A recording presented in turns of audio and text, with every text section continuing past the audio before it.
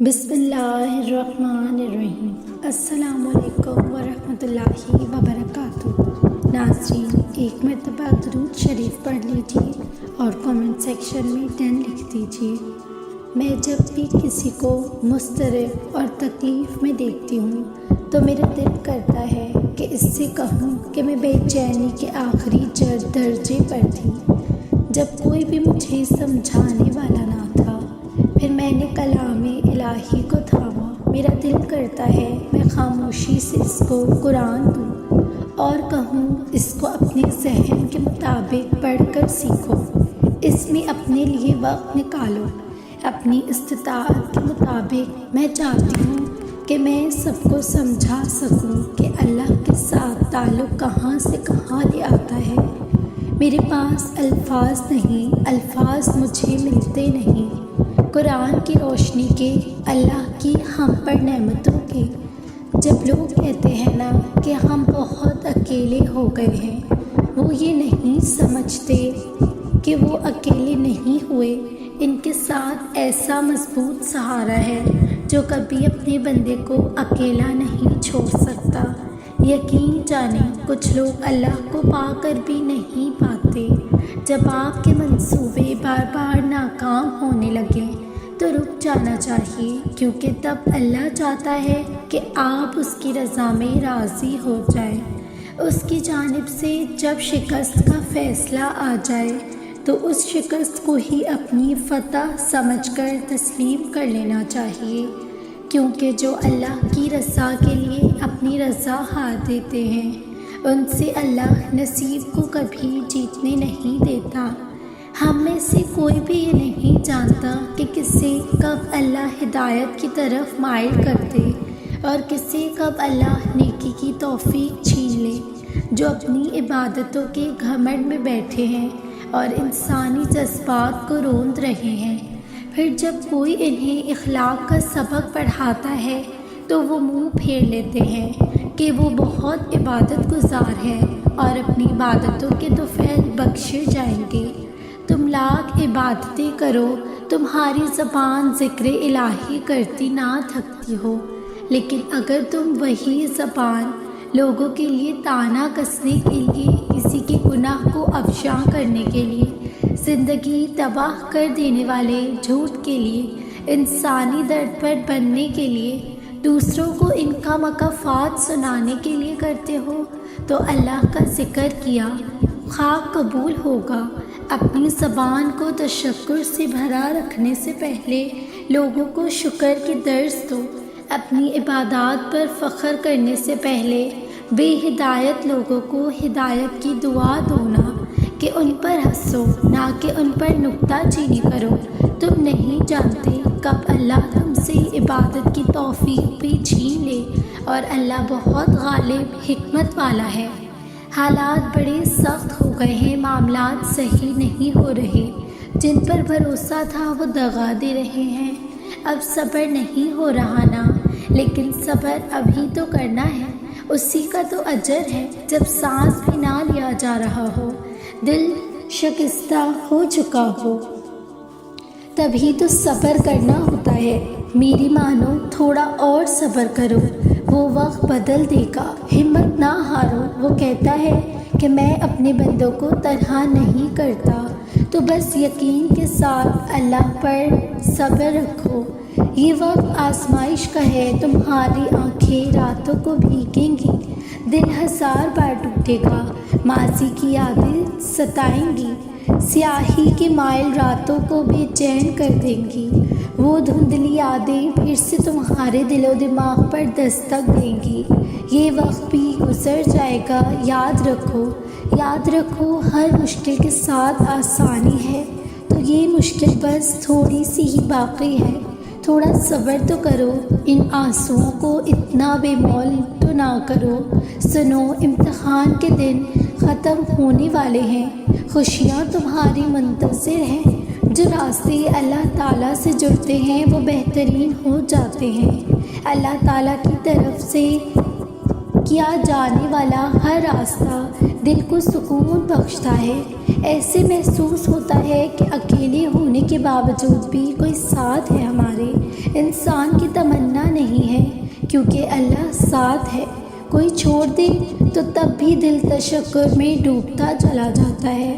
ہم مصلحت سمجھ کر شکوے کے انبار نہیں لگاتے۔ وہ رحمان ہے، اس سے جڑنے والے غنی ہوتے ہیں۔ جو اس سے جڑتا ہے وہ اسی کے دل میں ہمیشہ کے لیے بس جاتا ہے۔ زندگی کے چاروں اطراف میں محبت الہی ہوتی ہے اور ہم ہوتے ہیں۔ بس یہ الفاظ ہوتے ہیں، مبارک ہو تم نے اپنے رب کو پا لیا۔ مجھے اس بات سے اب فرق نہیں پڑتا کہ کون میرے ساتھ ہے اور کون نہیں ہے۔ کوئی میرے خلاف جتنی بھی جال بچھا لے، مجھے علم ہے کہ میرا رب پر ہر اس شخص کو دیکھ رہا ہے۔ کوئی میری غیر موجودگی میں میرے بارے میں جتنا بھی برا کہہ لے یا کسی کو بھڑکا لے، میرا رب مجھے عزت دے کر رہے گا۔ جب بادشاہ کائنات ساتھ ہو تو کیسا ڈر، میں جانتی ہوں وہ رب مجھے تنہا نہیں چھوڑے گا۔ پتہ ہے صبر کی انتہا کیا ہے؟ اس وقت بھی صبر کرتے رہنا جب لگ رہا ہو کہ اب کچھ نہیں بچا، سب ختم ہو گیا، اب آنکھوں اور آنسوؤں سے بچے، اب دل اور میں برداشت نہیں رہی، اب میں گر جاؤں گا، میرے قدم لڑکھڑا رہے ہیں۔ ہم صبر کو آسان سمجھتے ہیں، صبر ہرگز آسان نہیں ہے، یہ بہت بڑی قربانی ہے، اسی لیے صبر اللہ کو بہت زیادہ پسند ہے۔ مصلحتوں کو سمجھنے سے زیادہ ضروری ان مصلحتوں پر یقین رکھنا ہوتا ہے۔ جیسے تم اللہ کو مان سکتے ہو مگر جان نہیں سکتے، اور اس کو ماننا ہی سب سے ضروری ہے کیونکہ اس کی ذات تمہاری سوچ سے بہت وسیع ہے، اور جس کو جاننا ممکن ہو اس کی مصلحتوں کی رازداریاں تمہاری سمجھ میں کہاں آنے والی ہیں۔ جب طوفان آتا ہے تو کیا کرتے ہیں آپ؟ طوفان کو روکتے ہیں یا پھر خود کو بچانے کے لیے کسی پناہ گاہ کی طرف بھاگتے ہیں؟ آپ خود کو بچاتے ہیں۔ کیوں؟ کیونکہ آپ طوفان کو کنٹرول نہیں کر سکتے۔ بالکل ایسے ہی ہماری زندگی میں جو آزمائشیں آتی ہیں وہ بھی طوفان کی طرح ہوتی ہیں۔ ہم انہیں اپنے قابو میں نہیں کر سکتے اور نہ ہی ہم انہیں روک سکتے ہیں، لیکن ہم اپنے آپ کو بچا سکتے ہیں کسی محفوظ پناہ گاہ کو ڈھونڈ کر، اور ہماری سب سے محفوظ پناہ گاہ ہمارا رب ہے، اور اس پناہ گاہ تک پہنچنے کا ذریعہ نماز اور صبر ہے۔ زندگی میں دو ہی کام مشکل ہوتے ہیں، پہلا اپنی من پسند چیز کو چھوڑنا، اور دوسرا اس چیز کو قبول کرنا جس کو آپ پسند نہیں کرتے۔ انسان بہت سے منصوبے بناتا ہے اور ان منصوبوں میں اللہ کو ہمیشہ بھول جاتا ہے۔ یہ بھول جاتا ہے کہ جتنے بھی منصوبے ہیں سب کے سب اس کے گن کے مطابق محتاج ہیں، بس تبھی انسان کو چوٹ پہنچتی ہے۔ ہم اس کی حکمتیں کبھی بھی نہیں سمجھ سکتے، وہ کب کب ہمیں کس کس طریقے سے نوازتا ہے۔ ہم یہ خاطر ملاتے ہیں کہاں ہیں؟ ہم تو تکلیفیں دیکھتے ہیں اور ان تکلیفوں کی پناہ پر شکوے کرتے ہیں۔ جب تم اس کی رضا میں راضی ہو جاؤ گے تو وہ تمہاری رضا میں راضی ہو جائے گا، اور جب وہ راضی ہو جائے گا تو کیا محبت، کیا دنیا، سب تمہارا۔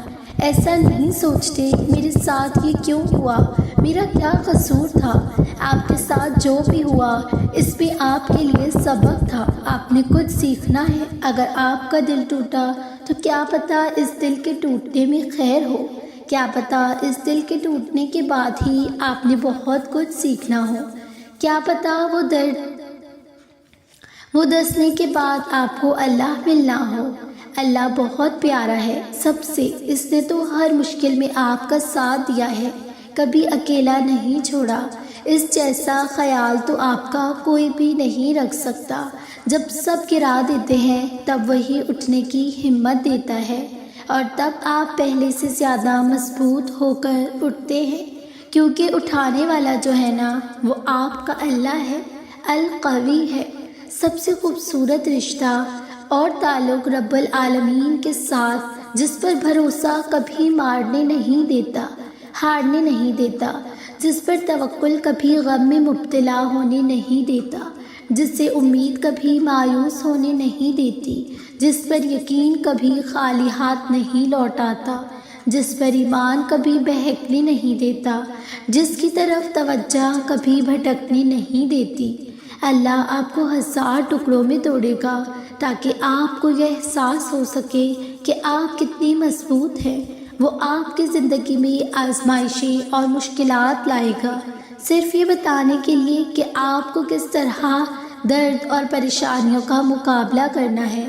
مجھے لگتا ہے کہ ہم جس تکلیف اور مشکل وقت سے گزر رہے ہوتے ہیں، اس کے بارے میں سوچنے کا یہ ایک بہت ہی خوبصورت طریقہ ہے کہ وہ کسی انسان پر اتنا بوجھ نہیں ڈالتا جو وہ برداشت نہ کر سکے۔